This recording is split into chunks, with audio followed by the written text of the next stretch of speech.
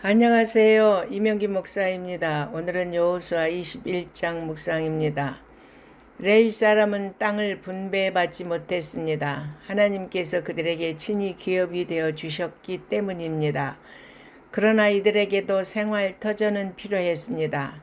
하나님은 레위인들에게 거처를 주도록 모세에게 명령하셨습니다.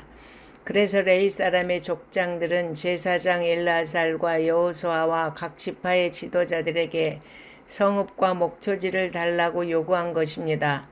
이스라엘 11지파는 하나님의 명령을 따라 각자의 기업에서 총 48개의 성읍과 그에 딸린 들을 레위 사람들에게 분배해 주었습니다. 결국 레위 지파 사람들은 전체 이스라엘 지파로부터 거주 성읍을 나누어 받음으로 이스라엘 전역에 흩어져 살게 되었습니다. 즉 레위 지파는 이스라엘 전역에 흩어져 백성들에게 하나님의 율법을 가르치고 신앙 교육을 담당하게 되었습니다. 우리 성도들도 이 세상 속에 하나님의 일에 보내진 영적 레위인들입니다. 그러므로 우리에게 주어진 사명은 구약의 레위인만큼이나 막중합니다. 우리는 거룩히 구별된 하나님의 자녀들로서 세상 가운데 하나님의 거룩하심을 드러내고 하나님의 말씀을 가르쳐서 그들로 하나님과 바른 관계를 맺게 하는 일을 잘 수행해야겠습니다. 본문은 앞단락에서 나오는 48개 성읍들의 목록을 좀 더 세부적으로 기록하고 있습니다. 그앗 자손들 중 아론의 자손이 먼저 제비로 뽑혔습니다. 유다 지파는 레위 지파에게 헤브론 성읍과 주변 목초지를 주었습니다. 그런데 헤브론은 여분네의 아들 갈렙이 얻은 땅이었습니다. 레위 지파는 헤브론에서 성읍과 목초지만을 분배받았고 그 외의 밭과 촌락은 본래의 소유권 그대로 유다에게 속했습니다. 이들이 첫 번째로 제비 뽑힌 것과 유다 지파 땅을 받은 것은 앞으로 예루살렘에 하나님의 성전이 세워질 것이기에 아론의 후손들이 보다 성전 가까운 곳에서 살아가도록 섭리하신 것이라고 할 수 있습니다. 그리고 그앗 자손이 분배받은 성읍 중에는 당시까지 정복되지 않는 곳이 있었습니다.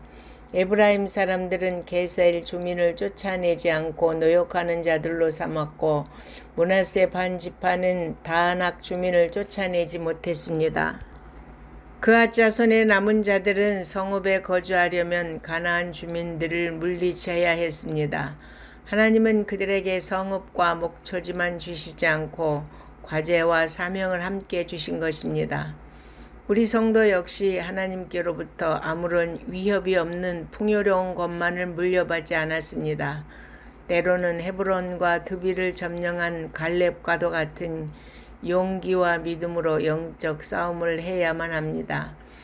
게르손 자손은 성막 구성 중 각종 덮개 천 줄에 관한 일을 맡았습니다. 그들 중 일부는 요단 동편의 일부 성읍에 거주해야 했습니다. 엄밀히 따지면 요단 동편은 약속의 땅에 포함되지 않았지만 그곳에도 레위 사람들을 보내셨습니다. 하나님은 이스라엘 백성이 어디에 있든지 자신들이 하나님 백성이라는 민족 정신을 유지하기를 바라셨습니다. 레위 자손이 흩어질 것이라는 야곱의 예언은 성취되었습니다. 하나님은 레위 자손을 향한 예언도 명령도 신실하게 이루셨습니다. 하나님은 레위가 자초한 저주의 결과를 하나님의 경륜 안에서 복으로 바꾸셨습니다. 따라서 성도는 하나님의 역사를 언제나 믿음으로 바라보아야 합니다. 이제 이스라엘은 하나님이 주시겠다고 약속하신 땅을 모두 얻었습니다. 하나님은 약속의 땅에 거주하기 시작한 이스라엘 백성에게 안식을 주셨습니다. 하나님은 이스라엘 조상에게 하신 맹세를 이처럼 완벽하게 지키셨습니다. 우리는 이 세상을 살아가면서 하나님이 신실하신 분임을 분명히 기억해야 합니다. 우리의 믿음이 흔들리는 것이지 주님의 약속은 변함이 없습니다.